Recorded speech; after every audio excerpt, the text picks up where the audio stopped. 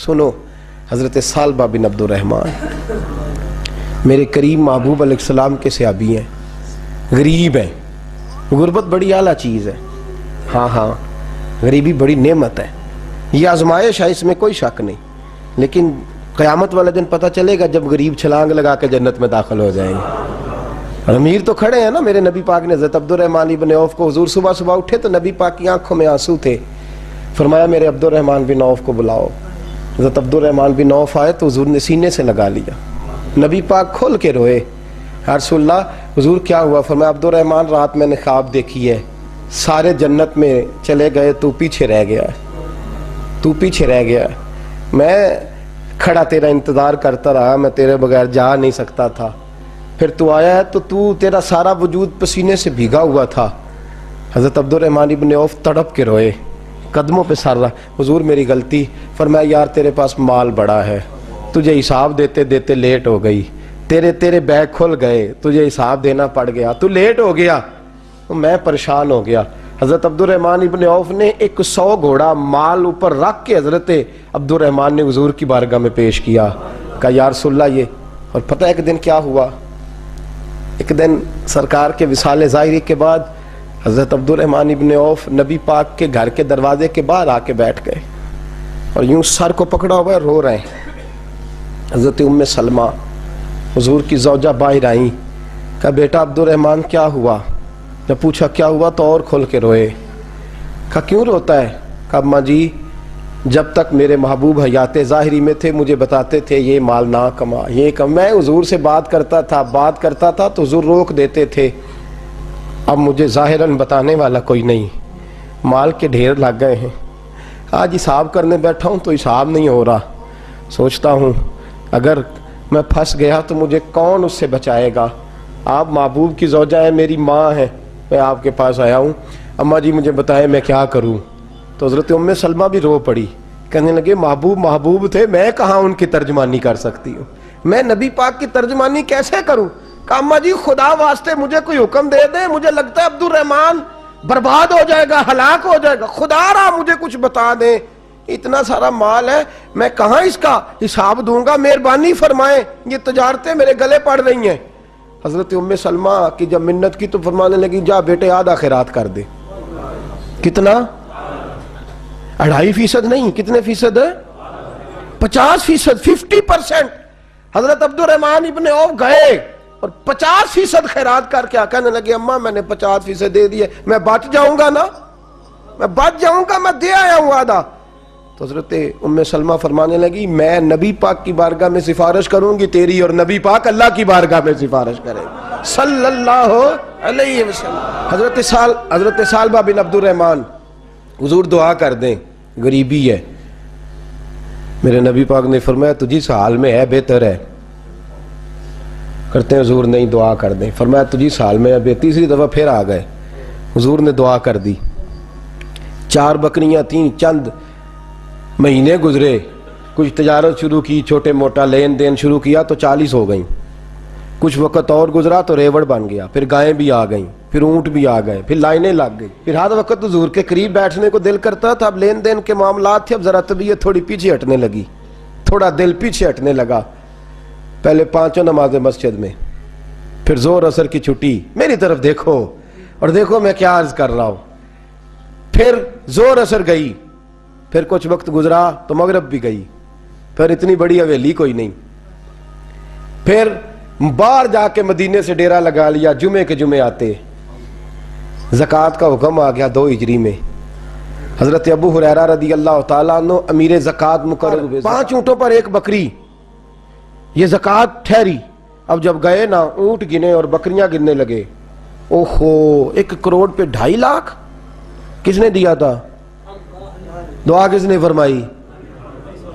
اوہو اتنا، میرے پیسے بینک سے میسج آ جائے گا اتنے کم ہو گئے، اوہو بڑی مصیبت بنے گی، مجھے تو خوشی ہوتی ہے جب آتے ہیں تو اب یہ والا میسج بھی چلے گا کہ اتنے مائنس ہو گئے، توبہ توبہ، پریشانی لگ گئی، بڑی طبیعت، انکار نہیں کیا، کہنے لگے حضور سے جا کے عرض کرنا میں خود آؤں گا، اور جہاں محبوبیت ہو وہاں اتنے لفظ بھی بے ادبی ہیں، وہاں ٹھہر جاؤ، سوچتا ہوں، سمجھتا ہوں، غور کرتا ہوں، یہ جملے بھی وہاں توہین ہوتے ہیں۔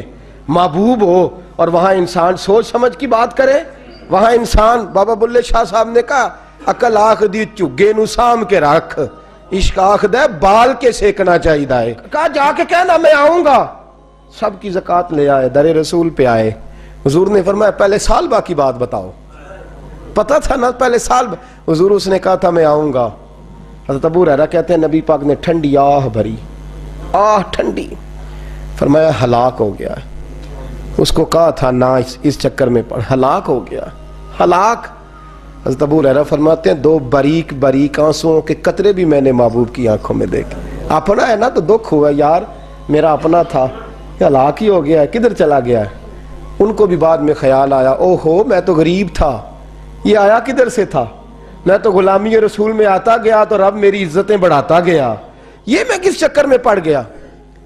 آئے لائنیں بکریوں کی لائے، حاضر کی، حضور وہ میں نے کہا تھا حضرت ابو ہریرہ سے میں خود آؤں گا، حضور میں خود لایا ہوں۔ فرمایا محبوب نے مجھے تو نہ بتا، میں تو سمجھتا ہوں، میں نے کہا تھا تو میں آ گیا ہوں۔ فرمایا چل اٹھا، دوڑ جا، لے جا۔ حضرت ابو ہریرہ فرماتے ہیں انکار محبوب نے سالبہ کو کیا، لیکن آنسو ابو بکر صدیق کے بھی نکل گئے۔ فرماتے ہیں درد عثمان غنی کو بھی ہونے لگا، تڑپ مولا علی بھی گئے۔ فرمایا جا لے جا، نہیں چاہیے تیرے پیسے۔ فرماتے ہیں سالبہ نے ہاتھ باندھے، کہا محبوبہ غلطی ہو گئی، حضور مجھے، فرمایا تجھے کہا نہ تیرے نہیں چاہیے، نکل جا۔ حضرت ابو ہریرہ فرماتے ہیں جب نبی پاک نے رخ پھیرا تو صحابہ کی زبانوں پہ بھی جاری ہو گیا یہ تو ہلاک ہو گیا۔ کہتے ہیں مدینے میں قحط پڑ گیا، محبوب نے فرمایا بلال تو بھی آج لا، ایک خشک چھوارا حضرت بلال کا قبول ہو گیا۔ لیکن سال با لائنیں لگی یا مال کی، فرمایا جا لے جا، تیرا قبول نہیں ہے۔ فرماتے ہیں تڑپتے رہے ساری زندگی اور مال کو دیکھ دیکھ کے آہیں بھرتے رہے، لیکن کریم نے اس تجارت کو قبول۔ حضرت ابو بکر صدیق کے پاس آئے، سرکار کے وصال، حضور قبول فرما لیں۔ فرمایا ساری دنیا کا قبول ہے، جس کا میرے نبی نے قبول نہیں فرمایا میں کیسے قبول کر لوں۔ حضرت عمر فاروق کے پاس آئے، فرمایا نہ تیرا قبول نہیں۔ حضرت عثمان کے زمانے میں وصال ہو گیا۔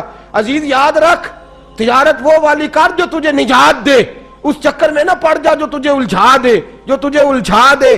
قرآن مجید کی آیت آئی اقترب للناس حسابہم وہم فی غفلۃ معرضون، لوگوں کا حساب قریب آ گیا ہے اور وہ ابھی بھی غفلت میں پڑے ہیں، ابھی بھی 2 کے 4 اور 4 کے 10 کر رہے ہیں، حساب کا وقت قریب آ گیا۔ حضرت انس آئے مسجد سے، ایک صحابی مکان بنا رہے تھے، جھونپڑی تعمیر کر رہے تھے۔ حضرت انس کو پریشان دیکھا، کہنے لگے انس خیر تو ہے، کوئی نئی آیت تو نہیں آئی؟ تو جناب انس کہنے لگے آیت تو آ گئی ہے، رب نے کہہ دیا کہ حساب قریب آ گیا، تیاری کر لو۔ جھونپڑی بنا رہے ہیں، محل نہیں، جھونپڑی بنا رہے تھے، ابھی دیوار کچی مکمل نہیں ہوئی تھی، ہاتھ جھاڑ دیے صحابی نے۔ ادھر رخ پھیرا تو حضرت انس کہنے لگے کہاں جا رہے ہو؟ کہنے لگے بھئی میں حساب نہیں دے سکتا، میں مصطفیٰ کے پاس جا رہا ہوں، میں نے نہیں دیوار بنانی، بس بھئی میری اس دوڑ سے بس میں کوئی نہیں حساب دے سکتا، میں کمزور ہوں۔ میرے رسول کائنات صلی اللہ تعالی علیہ وسلم نے میرے دوستو تجارت کرو لیکن اس کو عبادت سمجھ کے کرو۔ اگر تمہیں چوک وہاں دکان پہ بیٹھے خدا بھول جاتا ہے اور سودا کرتے وقت رب رسول کی باتیں تمہیں بھول جاتی ہیں تو پھر تو تم وان تم موردون میں ہو، پھر تو تم غافل ہو۔ اور اگر وہاں بھی تمہیں رب یاد رہتا ہے، میرے رسول کریم صلی اللہ علیہ وسلم نے فرمایا بنی اسرائیل کا تاجر انتقال کر گیا، آج ہماری تجارتوں کا حال۔ مجھے بتائیں 1 کروڑ کی راس ہے ایک بندے کے پاس، کاروبار ہوتا ہے کہ اس سے کہ نہیں ہو سکتا؟ آپ سیانے تاجر ہے، میں تو نہیں، مجھے بتائیں کروڑ سے ہوتا ہے کہ نہیں؟ تو وہ جو 1 کروڑ اس نے لون لے لیا ہے اور بینک سے، وہ کس لیے لیا ہے بتائیں؟ کیا تماشا لگا ہوا ہے؟ کس چکر میں پڑے ہوئے ہیں؟ سود کا دھندا عروج پہ ہے، ناجائز مال عروج پہ ہے۔ ہم لوگوں نے ہر آدمی، میں بینک کے ساتھ کاروبار تروڑ مروڑ کے، جی میں وہ فتویٰ دیکھا تھا وہ چیز، بھائی بجا جب 1 کروڑ روپے کا تیرے پاس راس تھی تو اس سے کاروبار کر رہا تھا، مانا کیا تھا، ضرورت کیا تھی، حاجت کیا تھی، کون سی بھوک تھی جو تو نے رب رسول کی ریٹ کو چیلنج کر دیا ہے؟ تو سود جیسی لعنت میں گرفتار ہو گیا۔ میرے نبی کریم صلی اللہ علیہ وسلم نے فرمایا 70 مرتبہ ماں سے زنا کرنے والا برا نہیں، اتنا برا نہیں جتنا 1 لقمہ سود کا لینے والا برا ہے۔ اتنا سخت حکم قرآن نے بیان، اور قرآن مجید نے کہا اگر سود نہیں چھوڑنا فَأْذَنُوا بِحَرْبٍ مِّنَ اللَّهِ وَرَسُولِهِ، تیاری کر لو، پھر اللہ بھی تم سے جنگ کرے گا، اس کا نبی بھی تم سے جنگ کرے گا، تگڑے ہو جاؤ، تیاری کر لو۔ اور یہاں سب کچھ چل رہا ہے، سب کچھ ہو رہا ہے، اس کے باوجود نماز بھی ہو رہی ہے، حج بھی ہو رہا ہے، سارے کام ہو رہے ہیں، 2 4 5 بھینسیں لا کے اور جناب وچھے لا کے قربانیاں بھی ہو رہی ہیں، سارے چکر ساتھ ساتھ چلائے ہوئے ہیں، 6 مالا دارت۔ میرے رسول کریم صلی اللہ علیہ وسلم نے فرمایا لوگو یاد رکھو، تجارت وہ والی کرو جس میں اللہ تم سے راضی ہو جائے۔ مال کمانا برا نہیں، جائز پیسہ برا نہیں، جتنا مرضی چاہے کماؤ، لیکن تم تو اللہ کو بھول گئے ہو، تم نے تو حلال حرام کی تمیز ہی نہیں کی، تم نے تو راہ خدا میں خرچ کرنے کی باری آئی ہے تو بخل سے کام لیا ہے، کنجوسی سے کام لیا ہے، تم نے تو اس کو بڑا ہلکا جانا ہے، رب کو دینے کی باری آئی تو تم حساب کرنے لگ گئے۔ حضرت اسماء کہتی ہے میں نے چند دینار گن کے حضور کو دیے، یا رسول اللہ یہ قبول کر لے، 2 3 دفعہ گنے، حضور مسکرائے، فرمانے لگی اسماء اللہ کی راہ میں گن گن کے نہ دیا کر، ورنہ وہ بھی تجھے گن گن کے ہی دے گا۔ حضور کیا کروں؟ فرمایا اس کے رستے میں بے حساب دے، وہ بھی تجھے بے حساب ہی عطا فرمائے گا، تو گننے لگ گئی ہے اللہ کو دے۔ حضور نے فرمایا بنی اسرائیل کا تاجر تھا، قیامت کے دن اللہ نے اسے معاف کر دیا، جنت دے دی، اللہ معاف کر دے گا، تو تاجر کہے گا یا اللہ میں تو دنیا دار تھا، کس برکت سے معافی ہوئی؟ تو رب فرمائے گا تیری تجارت کی برکت سے۔ معافی کس وجہ سے مل گئی؟ نماز روزے حج کی بات نہیں فرمائی، فرمایا تیری یا اللہ وہ کون سی؟ فرمایا تو بتا، تو جب کہتا تھا وہ تیرا ملازم جاتا تھا لوگوں سے پیسے لینے وصولی کر دے تو ان سے کہتا تھا جس کے پاس ہوئے لے لینا، اور جو مجبور ہوا اسے ٹائم دے دینا، تو کیوں کہتا تھا؟ کہ یا اللہ اس لیے کہ تیرے بندے مجبور تھے۔ فرمایا تو دنیا میں میرے بندوں کا خیال رکھتا تھا، میں آج تیرا خیال رکھوں گا۔ تجارت نے جنت دے دی، تجارت نے جنت دے دی۔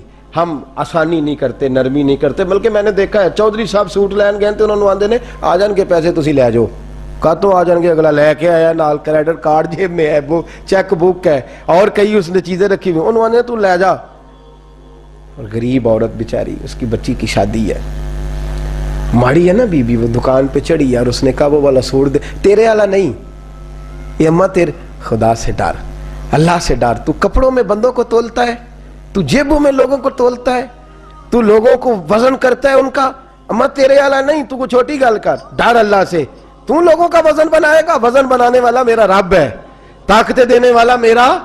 ہم نے مالک دکان کے کرایہ دار ہوتے دیکھے ہیں، اور ہم نے بڑے بڑے تاجر یہاں تجارت کرتے تھے ان دکانوں پہ ملازمت کرتے دیکھے ہیں، بے پرواہی ویک سجن دی جتھے کسے دی پیش نہ جاوے، انہیں تاجہ والے در در رولے، منگتے تخت بٹھاوے۔ اپنی زندگی میں تجارت کر اس رنگ کی کہ تجارت تجھے جنت کے اندر داخل کر دے۔ یہ چند آداب تجارت ہیں۔ آئندہ جمعہ میں بیان کروں گا کہ والدین انتقال کر جائیں تو کون کون سے حقوق اولاد کی ذمہ داری ہوتے ہیں، وہ کچھ حقوق میرے اعلیٰ حضرت نے بیان فرمایا۔ میری خواہش ہے کہ آپ سارے جلدی آ جائیں، اور بالخصوص جن کے والدین ظاہری طور پہ اس دنیا سے چلے گئے وہ ذرا زیادہ ہی جلدی آ جائیں۔ کچھ چیزیں ہیں جو ہمیں سیکھ لینی چاہیے، اور وہ ہمیں شروع کر دینی چاہیے جو ہمارے لیے نفع کا باعث ہوں۔ ہمیشہ مدحت خیر الانام میں گزرے، دعا ہے یہ عمر درود و سلام میں گزرے۔ آخر دعوانا